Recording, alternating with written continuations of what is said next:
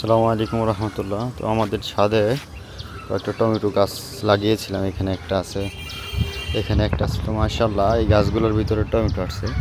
এগুলো প্রপারলি যত্ন করতে পারি নাই, তারপরও মাশাআল্লাহ দেখা গেছে যে টমেটো চলে আসছে।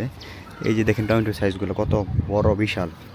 প্রায় শীতকালে যে আমাদের টমেটোগুলো হয় ওই রকম বড় বড় টমেটো হয়েছে, অনেক সুন্দর।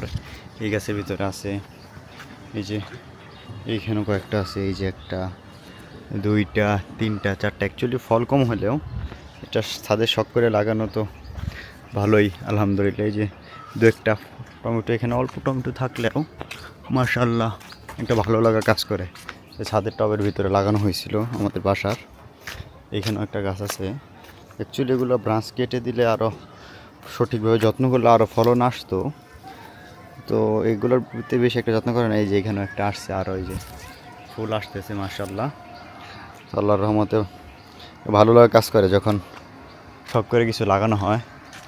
এই যে একটা জাম্বুরা গাছ আছে ছাদের ভিতরে, এইখানে এই যে একটা জাম্বুরা আসছে।